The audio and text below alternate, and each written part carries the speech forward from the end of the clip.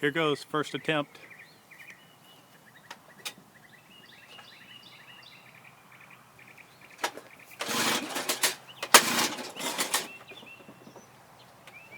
Open the fuel.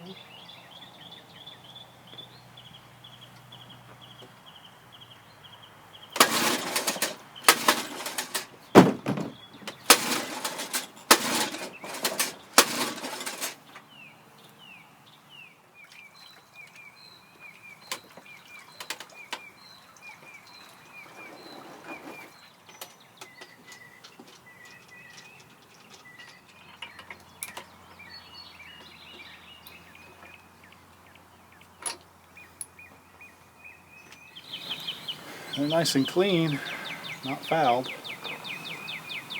Let's see if we get any spark coming from this. Now when you're going to adjust the points by just removing these covers off the top and looking through the holes, when you look down through here, here's your points, there's the gap, and I've got it set where this notch is pointing at the points, and that creates the gap. And so with that gap, if I need to adjust it, I'm going to go first to this screw right here to loosen the mechanism so that I can adjust the gap. And then I'm going to grab onto, see if I can point at it here. If you see this screw right back here, once I've loosened the big screw, I can turn on this one and you'll see that gap open and close.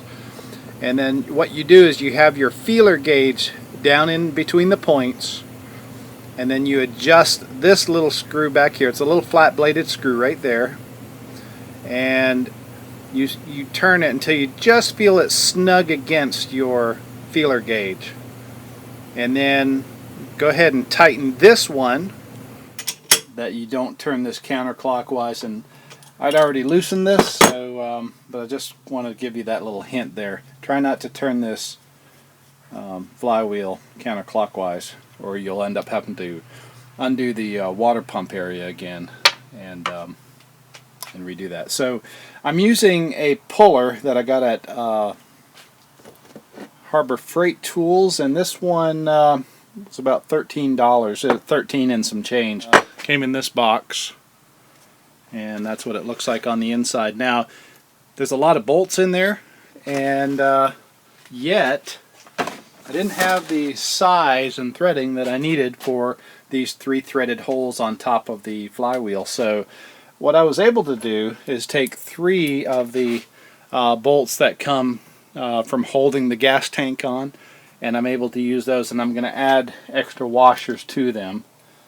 So you get this threaded in here where it's just peeking through, and I know I've got enough threading going here to be strong. And we'll set this on top of here and get these bolts started, because you want to get as much of these bolts threaded into the holes as possible so that they don't tear loose. And kind of watch the levelness of this piece right here as you start tightening these down to make sure that it's fairly straight.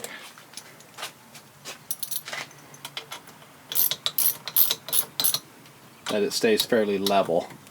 You'll get the best pulling action on that.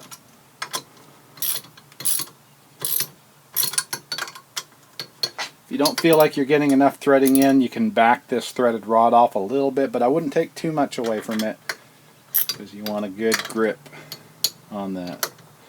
I have essentially just popped this. Sometimes these will come really easily, and then other times you'll need to get on this with your ratchet and screw this, but this was enough to do the job of getting this off. So I'm going to pop that off here in just a second. Sometimes you have to kind of finish it with a block of wood and a hammer and tap on these upper edges, hitting up, banging the sides a little bit. But as you can see, the top of that crankshaft area is tapered, and that's kind of this flywheel kind of wedges as it sits on that. That's where it gets its friction. There's also a keyway, so when we put this back on, we'll have to line up that keyway. It's also what helps us maintain top dead center in turning everything on our coils and our points. in that camshaft that's inside there. So anyway, got the flywheel off. Now we're going to take a look at these coils and show you how to clean these up. I don't know enough about testing the primary and secondary windings on these circuits. I haven't found enough resources yet to show me exactly where to be touching my multimeter on this, but we'll take a look at it anyway. So one of the problems I was having was that we were not getting any spark out of the top spark plug, and that's why this thing would not crank up, and getting only very minimal spark out of this one. So I needed to check the points, and I'll point these out to you, no pun intended. Let me see if I can brighten this up a little bit here. There we go. This area right in here, this arm, let me get a screwdriver on this and just show you how these work. So as this magneto that we're looking at here spins around, what happens is that the camshaft raises and lowers these little levers, and they create a gap between what's happening here with the coil and then the point. And so it creates enough of a gap for a spark to jump. So the flywheel is spinning around on top, and as it passes these parts of the coils, it creates, electromagnetic field that goes through into the condenser and then out to the area that touches to the little levers here, the points. And so that gap creates enough of a gap for a spark to leap across it, go through on then to the spark plug wire, and provide spark to the spark plug. Now on these motors, you need a 20,000th of an inch gap. So finally went to Napa and bought me some feeler gauges that have all the different gaps. So this is the gapping, kind of the gapping gauge. And so what the book says is that you want it to be at 20,000, which is this stick right here. And when you put it in between, when your camshaft and everything is located at top dead center and your gap is open, then your feeler gauge should be able to go in snugly. Not too hard, not too loose, but just kind of snug, and feel a little bit of resistance as you work it in and out. But you should not be able to get a 0.25 feeler gauge in there. Ratchet here to do some spinning, and we're going to be looking for that opening just like that, and there's a little bit of play in an area that you can use. So you can see that there's a little bit of space now between those, and now I'm going to take my feeler gauges and just check that out.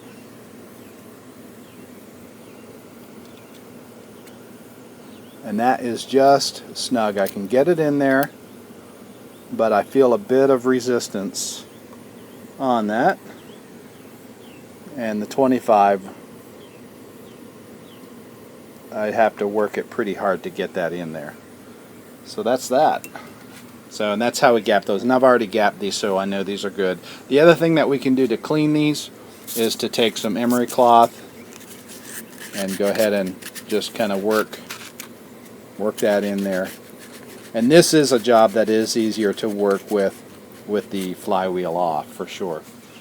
So here we go. We're going to put the flywheel back on. Look for the notch to line up with the notch here.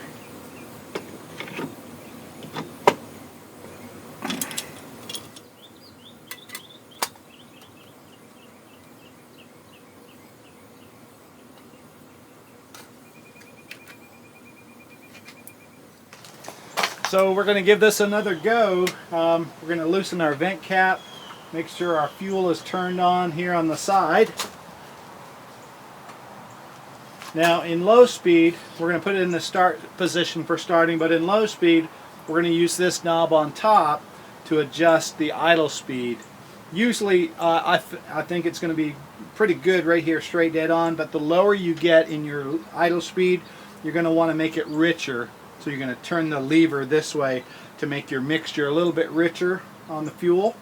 And when we get into high speed, I'm going to use my pliers down here to go ahead and and work this. Now I'm going to put this back to the original position like so. If it were cold, we would go ahead and choke it. It's pretty warm outside, so I'm going to try this without choking. Got it in the start position, fuel on, vent cap is released, so let's see what happens. There you go. Let's see how low we can get it. Adjust it a little bit more rich.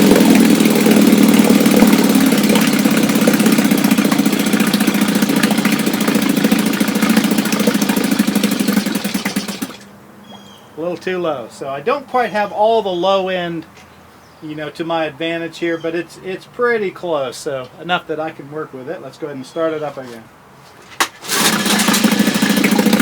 Now let's try the high speed.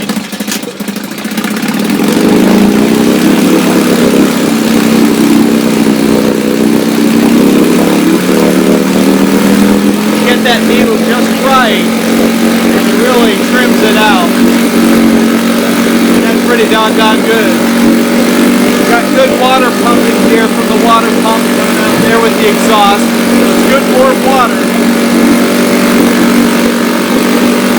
And that's great for the lakes that we have here, so this is fantastic.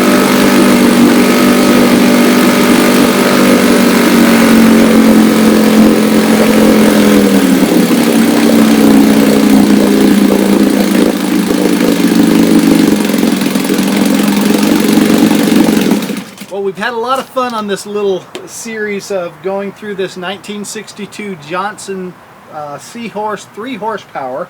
Again, this is a classic old motor that came out, and it was really, you know, heavily marketed toward guys that were coming back from World War II, from the Korean War. This thing weighs 31 pounds, so it's really easy to throw in the trunk of a car. You know, if you had a little rowboat on the top of your car, and get out to those little ponds and lakes and get some fishing done. So very easy to transport.